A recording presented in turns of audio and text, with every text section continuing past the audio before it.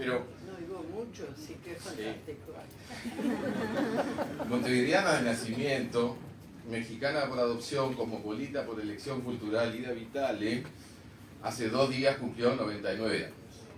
Muy feliz.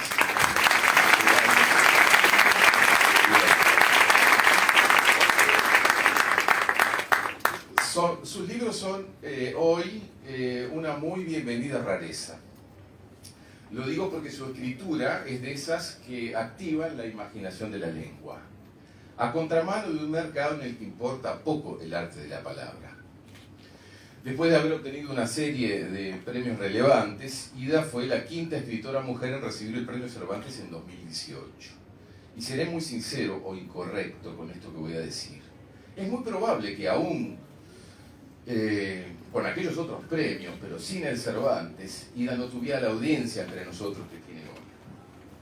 Eso porque, aunque no nos demos cuenta, la sociedad uruguaya conoce muy poco a sus propios poetas, y aún menos a los vivos. Esto es algo que no hemos podido remediar en muchos años los que estamos en la enseñanza. Además, como decía, la suya es una poesía exigente que requiere tiempo de lectura y de asimilación, algo que la velocidad y el hiperconsumo de las redes ha minado de manera muy evidente en los últimos 10 años. Con fuertes raíces clásicas y en estrecho vínculo en sus inicios con poéticas españolas, Juan Ramón Jiménez, Antonio Machado, José Bergamín, Jorge Guillén, me parece a mí. Su poética tiene a la vez facetas de ruptura y sobre todo en sus trabajos en prosa. Es una obra tan contundente en su calidad como breve en su volumen, escrita sin prisa pero sin pausa a lo largo de más de 70 años, desde su primer libro, La luz de esta memoria, extraído el título de una cita de Lope de Vega en 1941, hasta el magnífico volumen titulado Tiempo Clave, publicado el año pasado por Estuario. Lo cierto es que estamos ante una poeta que hizo oír su voz mundialmente con apenas una docena de poemarios más un puñado de 4 libros en prosa, de los que estaremos hablando ahora en unos minutos. Según Enrique Fierro, que fue su marido durante 50 años, también un crítico y un poeta muy innovador y muy querido, luego de sus 3 primeros libros, la obra de Ida entró en una segunda fase o etapa, tras 12 años de silencio editorial, con un volumen de título maravilloso, Oidor Andante, en 1972. Siendo ese volumen a su vez el último publicado en Uruguay por los siguientes 20 años, exilio mediante. Recién en el año 92 se compila Obra Poética 1, nuevamente en Arca, como había sido publicado Oidor Andante. Ese año también publica la serie del Sinsonte, que luego abriría el libro Procura de lo Imposible del año 98, eso con la editorial Piñón Fijo, que a mí me parece, después nos podés decir, que era un sello inventado por Enrique y por ti. No. Por mi Piñón Fijo. amiga, la editora. Ah, era tu amiga. ¿Quién era tu amiga, la editora? Sí.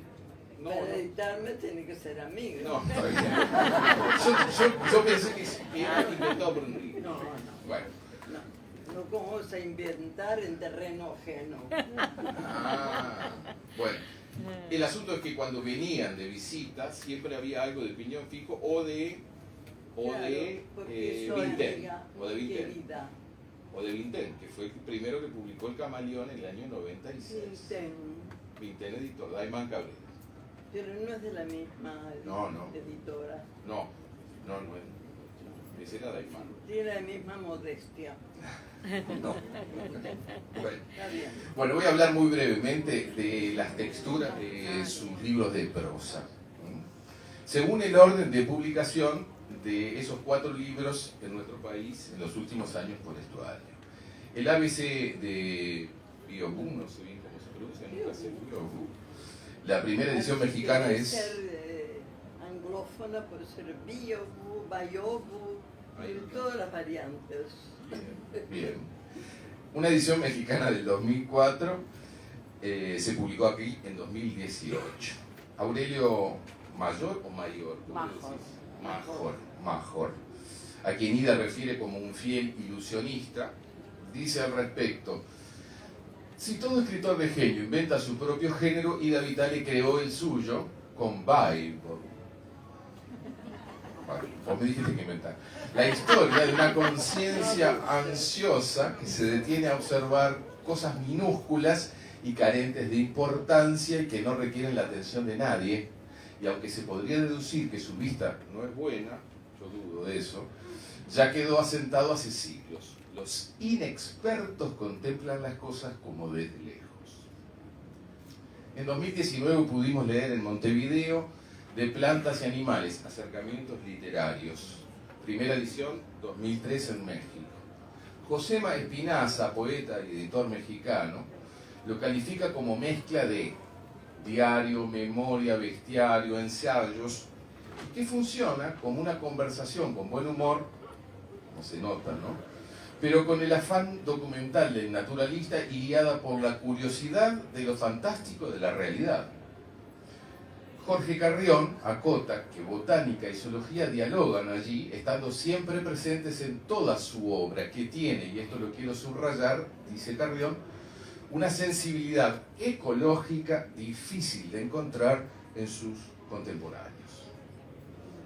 Yo diría adelantada a su tiempo. Al respecto, la poeta es elocuente. La voy a citar. Ella dice: la naturaleza está ahí y cobra un único peaje para llegar a ella, tener los ojos abiertos, sobre todo los del espíritu. Y sobre el alcance de esta prosa agrega: voy hacia mi límite sin modificar el hábito infantil del asombro. Un niño extrae a la larga más y mejores modos de diversión de una lupa que de un triciclo. De su atención detenida, de su naciente curiosidad, nacen muchas cosas. Para empezar, su propia intimidad. Yo diría que en ella renace la civilización. Estas son palabras de Ida. Vamos al léxico de afinidades. ¿No nos trajeron la copa? ¿Vos te trajeron? Sí, tienes. Tú di lo que quieras, porque yo no sé qué puedo decir. Ahora yo te voy a... Léxico de afinidades es del 94, en 2012 hubo una tercera versión que incrementó con 23 entradas, ambas de México, la edición original. Estuario lo publicó en julio del 2020. Este libro inauguró la alternancia entre verso y prosa en su obra. Álvaro Mutis, escritor colombiano, amigo íntimo de Ida, en el sector de la M de ese léxico hay una bellísima carta dirigida a él desde Austin en 1996. Mutis dice: es un libro infrecuente en las letras castellanas, hay algo en él de vieja y decantada sabiduría expresado con una búdica sonrisa. Cada vez que encuentro un libro como este, envidio al lector a los lectores a quien les espera un placer que no sospechan. Bueno, la propia concepción del libro es lúdica, ¿no?, siendo el remedio de un diccionario un locus que supone cierto distanciamiento objetivo, pero este lexicograma es una verdadera antología de evocaciones, crónicas, poemas propios y ajenos, ensueños y quién sabe cuántas tipologías más. Va desde la A, abriendo con la mágica invocación de la abracadabra, hasta la Z de Shubitsu. Nadie sabe lo que es Shubitsu. De vuelta, Shubitsu. Antigua forma literaria japonesa en la que se acumulan materias varias. Esto está al final de todo, ¿no? Hay que leerse todo o entrar por la Z. Claro, materias varias, anécdotas, regodeos, ponderaciones, juicios, o sea, todo tipo de partículas textuales que la autora fue recogiendo durante un largo periodo en el que, confiesa, se divirtió mucho con la recolección de partículas heterogéneas que no se resistieran a vivir juntas. Y así llegamos al final, a la mejor aproximación a la naturaleza singular de este libro. Igual tiene una coda final que es preciosa y después capaz que podemos hablar de eso. Bueno, como todo diccionario, ¿no? Se puede abrir en cualquier parte, léxico de afinidades. Jugando a ver qué me ofrecía el azar, tipo, al abrir una entrada cualquiera encontré un poema que se llama Carióspide. Y allí va solazándose con el nombre sonoro de plantas, flores diversas, algunas con propiedades alcaloides, por cierto. Ese reino que tanto fascina a la autora y es, como sabemos, herencia de su tía Ida, botánica de que proviene también su singular nombre. Y al final encontramos otra clave de este libro inclasificable, pero en un nivel fónico. Voy a leer ese final. Silicua de la lelí, silicua de bolsa de pastor, cápsula de dormidera, balausta del granado, fruto de la zarzamora, esperdidio partido de naranjo, valla de la veladona, palabras frutos de la jugosa vida de la lengua. En cuanto al libro que nos reúne hoy, voy a decir menos, porque esto ya va para largo y es mejor hablar con Ida al respecto. Son relatos, son microrelatos, son cuentos breves en prosa poética, donde vuela el camaleón, publicado por Vintén Editor en 1996 en Montevideo. Tuvo una edición mexicana del 2000 que no conozco, pero esta, recién salida del Estuario, agrega 3 textos a la del 96. Al final, El director enamorado, Jardines en Poniente y Sofía. Me fío. Bien.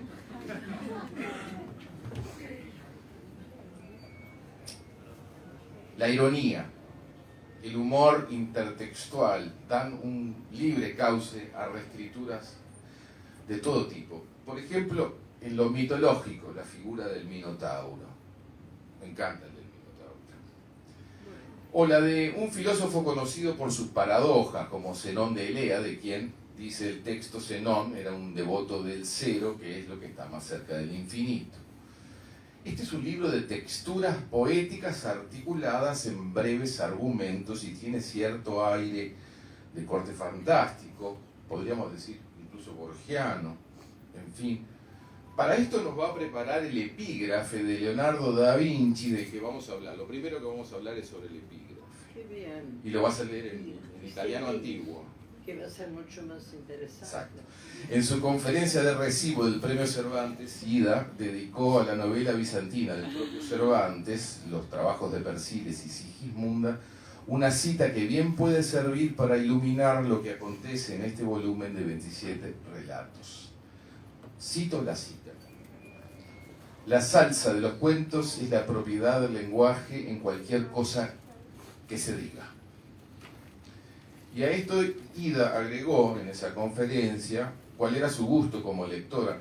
Yo creo que al parecer desde la infancia dijo: todavía me felicito por haberme interesado más que en las aventuras en el lenguaje en que me eran contadas.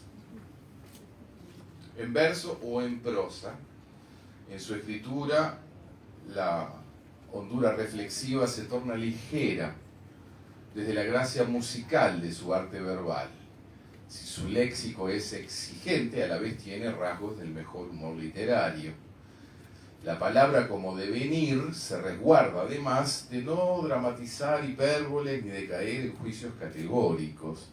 Mantiene una vigilante lucidez ante el declive inevitable de los seres y las cosas y hace que lo irascible de la temporalidad juegue sabiamente a su favor. Entre las muchas reflexiones suyas sobre lo poético, elegí esta para terminar esta locución.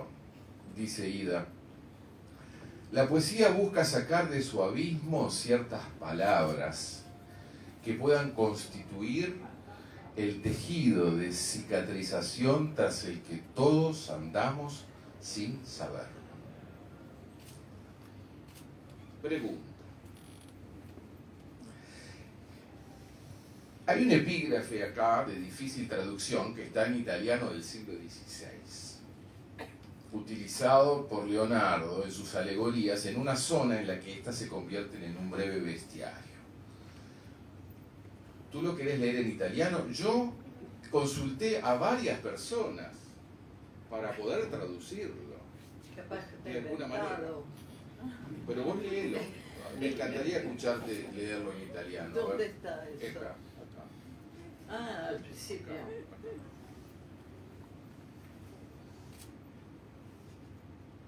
Ah. Sí, sí. ¿Qué? Acá. ¿Quieres que lo lea? Sí. Lo traduzco. Bueno.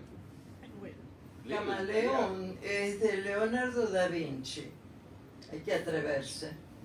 Este vive de aire y en esta área, claro, es femenino en italiano, y en este está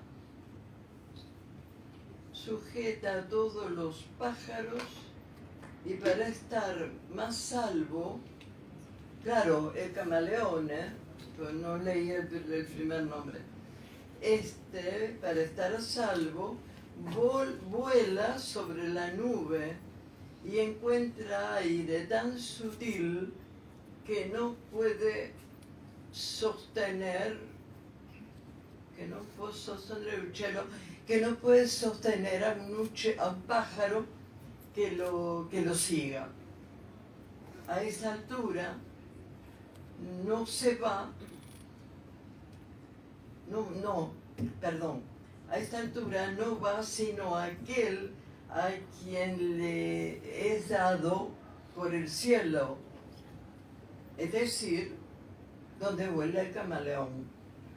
Esto es de Leonardo da Vinci, total responsabilidad.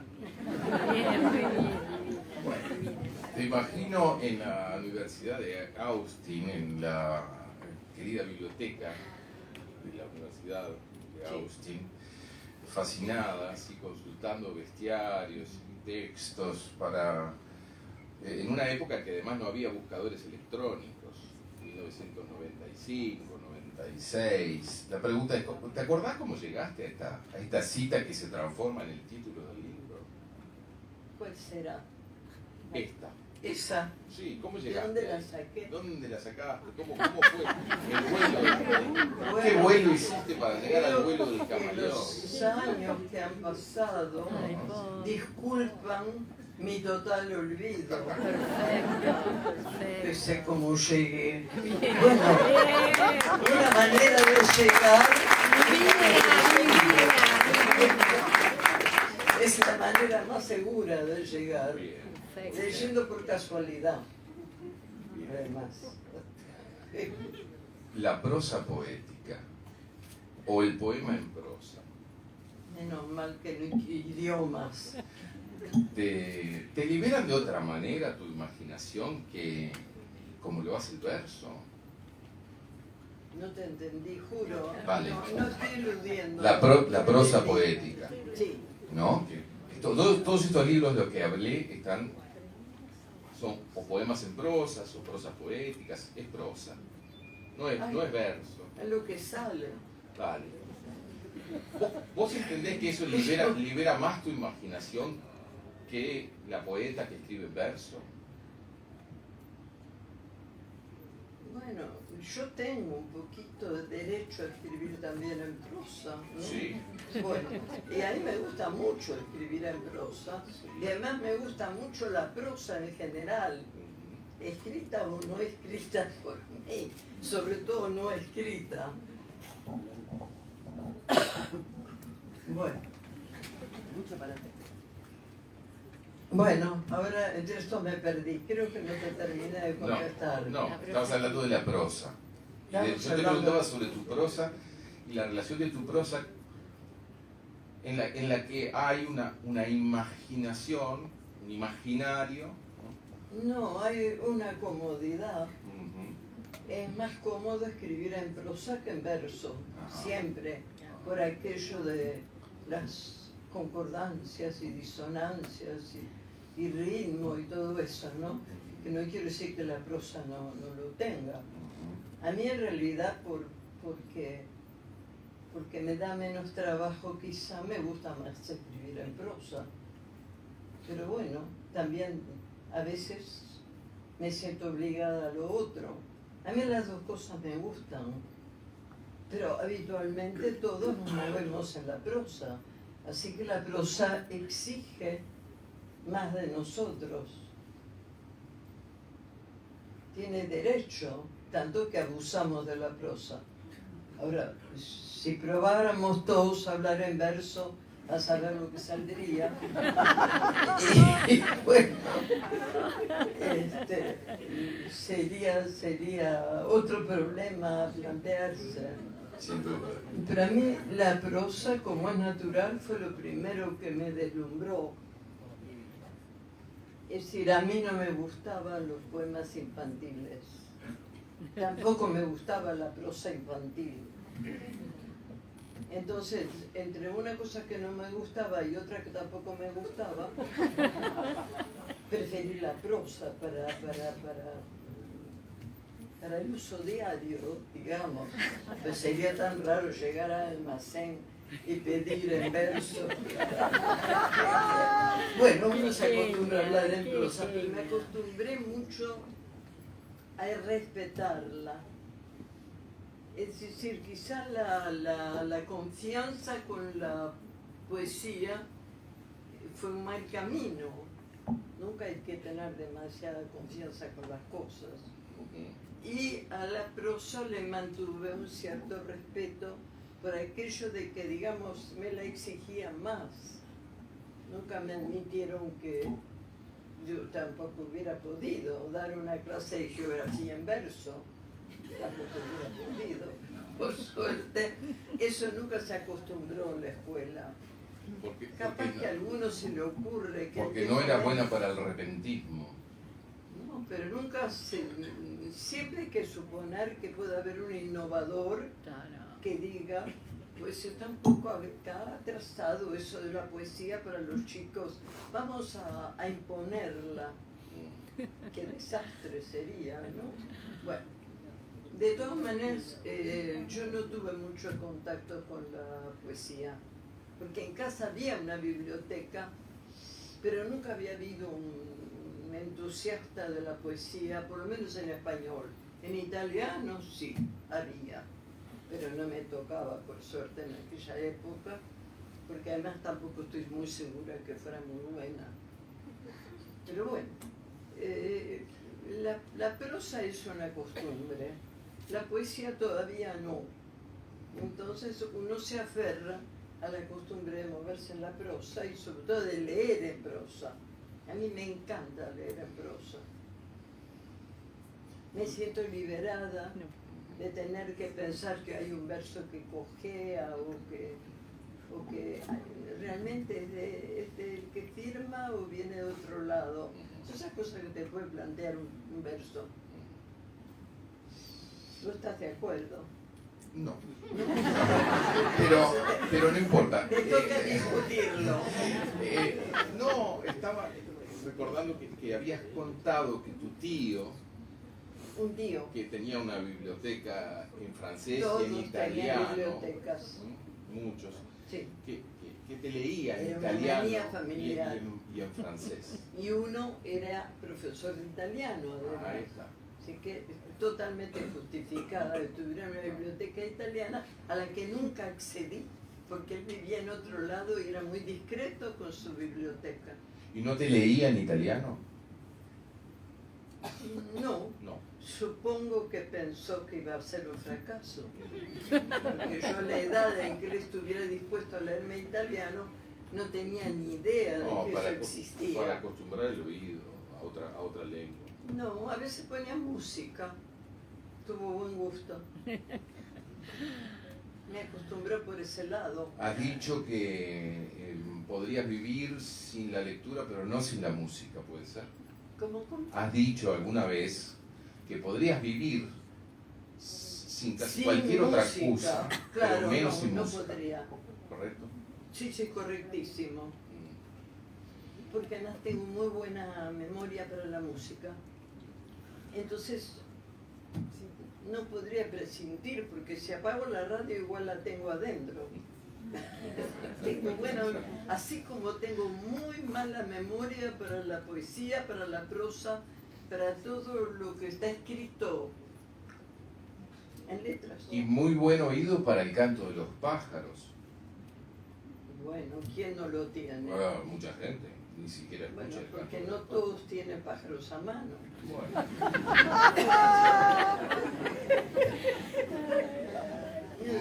No sé si los pájaros, creo que los pájaros uruguayos son no es monótonos. Hablando de eso, Acá en la ciudad. hablando de eso, un pajarito bien montevideano. El gorrión. Un gorrión. Perfecto. Pobre tío Pío. Pájaros de No me Montevideo. digas que. Ese gorrión gris, no azul. Ese gorrión gris, no azul. No sé qué. Ese gorrión gris que está acá, Sí. ese gorrión gris no azul que está acá, sobre un gorrión no azul, Ah, no, azul. Sí. sobre un gorrión no azul. Claro.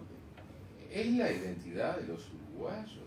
Ese No, gorrión lo que pasa gris, es que no yo azul? imagino. ¿O la perspectiva de aquellos años que vos tenías sobre los pájaros uruguayos y los uruguayos detrás de los pájaros? El gorrión gris no azul.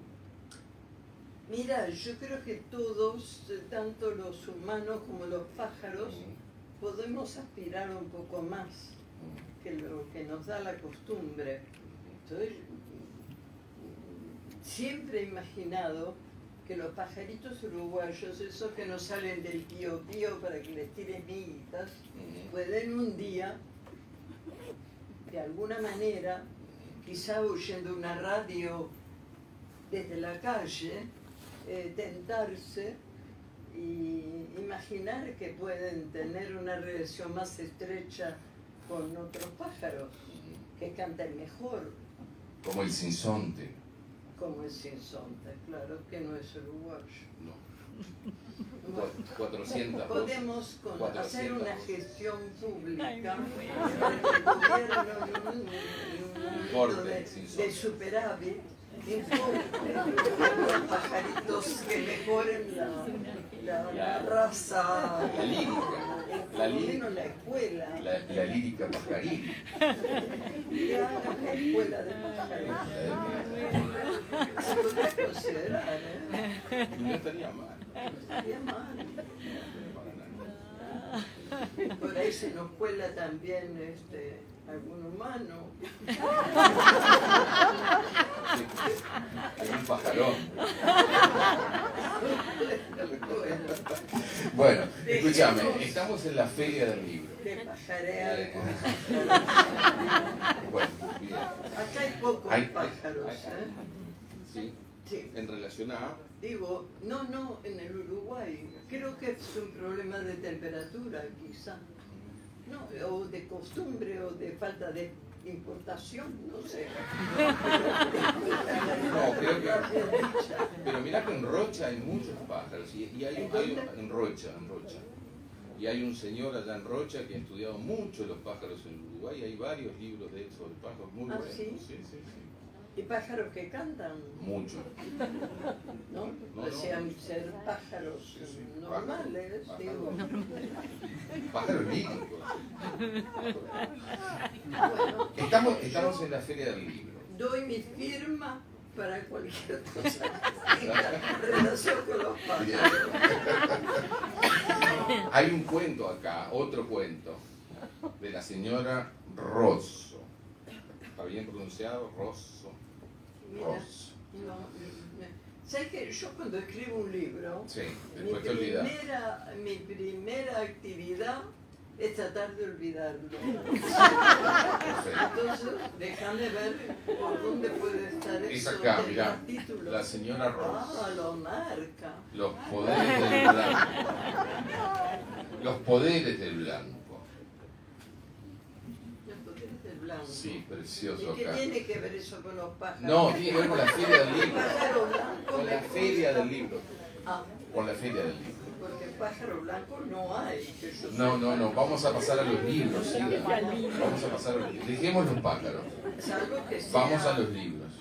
que sea de más dimensión, ¿no? No, los libros. Ahí sí, Me interesa había hablar de los libros. ¿Me escuchás?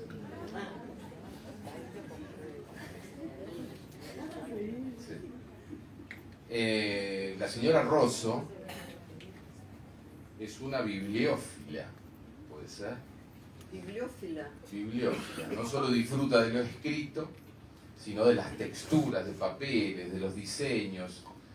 Hasta hay un juego allí con Mallarmé por la página en blanco, ¿no? El abismo del silencio de la página en blanco. Y entonces te voy a hacer dos preguntas. ¿Tú relacionas Una todas las simple. páginas en blanco con Mallarmé? No, tú las relacionaste. Tú las relacionaste. Mirá, lo dice el texto. No, era una deformación profesional. La hipótesis de la página blanca mallarmeana. La hipótesis de la página blanca mallarmeana. Ya encuadernada. Verá, Página 73. Y decís algo magnífico sobre eso. Decís que la página blanca mallarmeana es espejo inagotable del inagotable mundo, con tapas también sin contaminar. ¿Y qué pasa con esto? ¿Qué Bueno, te molesta? No me molesta nada. No me molesta nada. Yo te voy a hacer dos preguntas. Una muy simple al respecto de este personaje de la bibliófila. Te voy a preguntar a vos.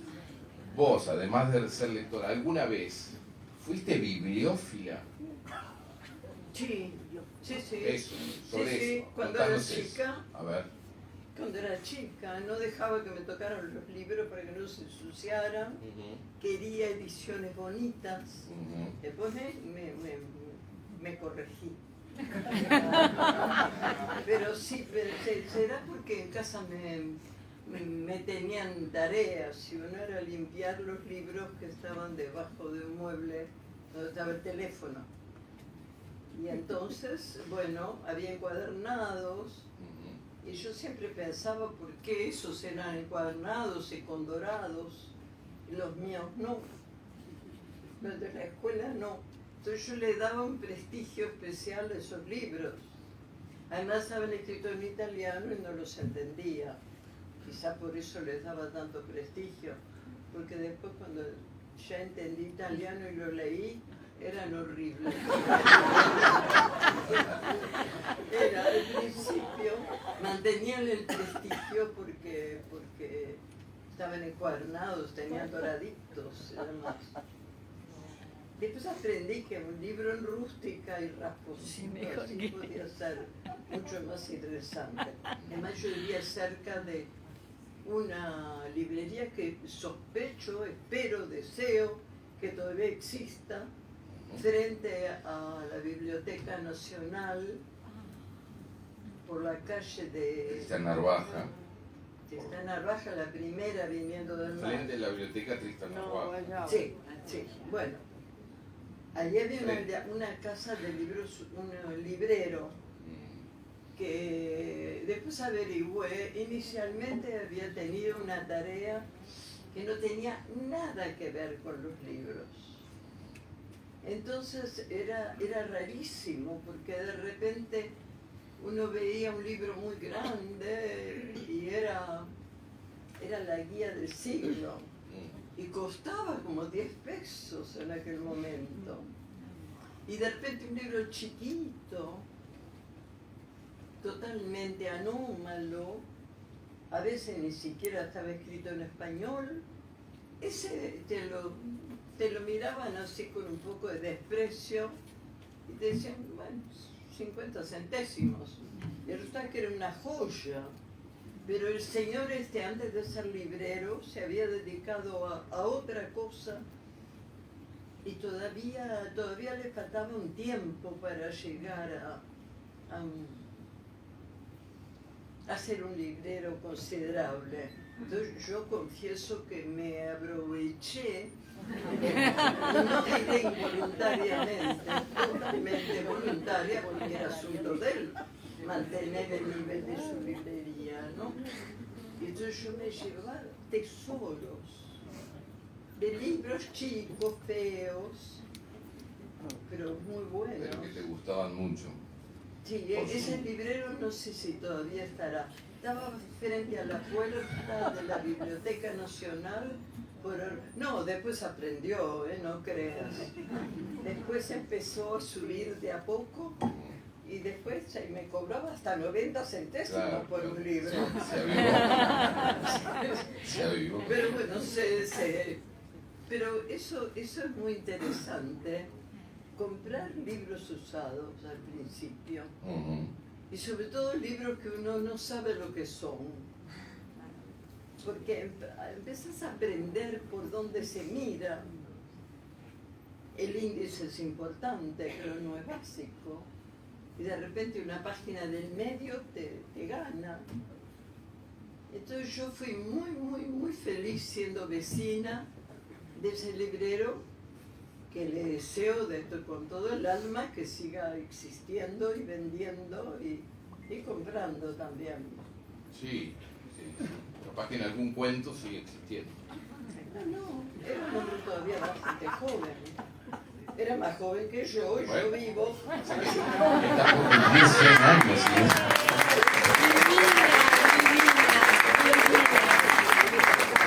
Escuchame una cosa. Voy a la otra pregunta es un poquito más así, más... ¿Había habido una pregunta? No, sí. La de la bibliófila, la contestaste magnífico. Bueno. Volviendo a Mallarmé, a la página en blanco. La página en blanco. Sí, yo te pregunto. Es hasta el final del libro si tenemos suerte. Sí. ¿Y qué papel tiene en tu escritura el silencio? ¿El qué? El silencio. El silencio. El riesgo. El silencio. ¿Qué papel tiene en tu escritura? Hablamos de la música. Sí. Pero yo te pregunto qué papel tiene en tu escritura el silencio. El silencio. Y bueno, es mi culpa. Debí haber hecho más silencio y menos escritura. Eso. Y sí. Sí, ¿tú te crees que muchas veces no releo y me arrepiento de algo? Y sí, y bueno, pero ya no puedo hacer una campaña de recolección. No, pero yo me refiero no a lo ya escrito, sino a lo por escribir, el silencio, para escribir. Juega un papel. El silencio de los demás. Tú sabes. Bueno, el silencio de los demás es muy útil.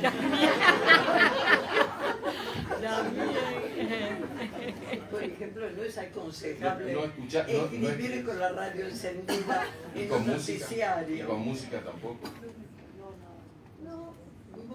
No, porque la música es otra cosa. Y como dije, si yo te dijera no puedo escribir porque estoy comiendo un bombón, un caramelo, no, va por otro lugar.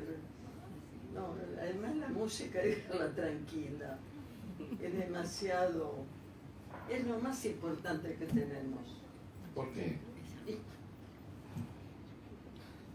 Pregúntaselo a la música, es lo más importante, es lo único que uno no puede suprimir ni cambiar.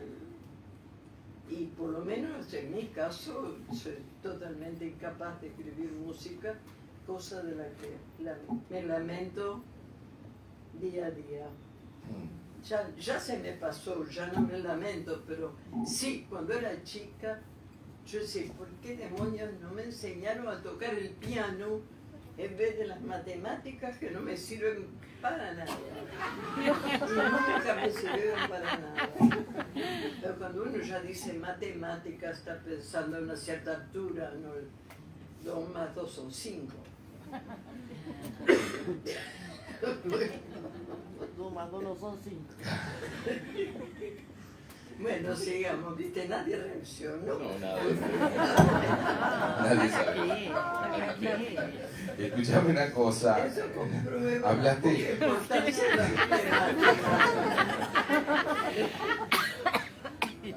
Te pregunté sobre el silencio, bueno, más o menos, no me quisiste contestar, pero alguna vez mencionaste algo que yo no entendí, y es el misterio blanco tras el que se movía Felisberto Hernández. Ah, va, pregúntale a Felisberto. No, pero lo mencionás vos lo mencionás. No, ¿Qué es eso del él habla misterio del blanco? misterio blanco en algún momento. Quiere decir ¿Qué es? que tienes que leer a Felisberto. Sí, no, Más, está bien, está más, bien. más. Pero para ti, Filiberto hay que leerlo ¿qué siempre. es ese misterio blanco para ti de Filiberto? Filiberto. Fue importante ese misterio blanco, porque vos lo mencionás como algo que puede servir para leer. Para leer. No, ahora no me acuerdo. La verdad, hace como una semana que no leo a Felisberto. Pero Una semana. ¿Lo lees toda la semana? Felisberto hay que leerlo siempre. Sí. Para no incurrir en... No, Felisberto es una cosa que no tenemos. Podemos discutir con los argentinos acerca de, por ejemplo, ¿de quién? Con los Borges. argentinos. Borges. De Borges. No, ahí no discuto. Por eso. Ay, mi amor. Borges no lo toco. No, mi amor. Borges es Dios. Ah, bueno. Pero Bueno. no, pero hay escritores así que nosotros ya tenemos como los platenses, ¿no? Ese es un adjetivo muy... Eso quiere Me decir. cerraron la puerta. ¿No puede leer? No, ya no sé. Ya. Sí. No, tiene que leer. ¿No vas a leer ninguno? Sí. Uno chico. No me da tiempo, abrí y leo. No, pará. Uno que sea cortito. Muy cortito no Si hay. no nos echan. Mira, acá hay uno cortito. A ver, ¿cuál? Inundación. Inundaciones cortitos. Claro, no vale mucho la pena. Transitiva. Transitiva. Dale la página. Dale el libro. Bueno, oíme. Dale. Rápido. Dale el libro. Pero nos echan. La página, Luis. Dale. Desencanto. Dale el libro, Luis, para que leas tu libro. Dale Pero Yo no mostrale puedo. la página. Desencanto. A ver. Desencanto. Detestaba los puntos y comas, el aburrimiento, ciertos barbarismos, pasar una noche en blanco después de una conversación turbia, el cúmulo de sobreentendidos erróneos. Un día todo empieza a pertenecer a, se dijo, y mirando con disgusto la hoja rara que acababa de arrancar, la dejó caer ya sin antojo. Lo elegí porque era corto. Ay, mi amor.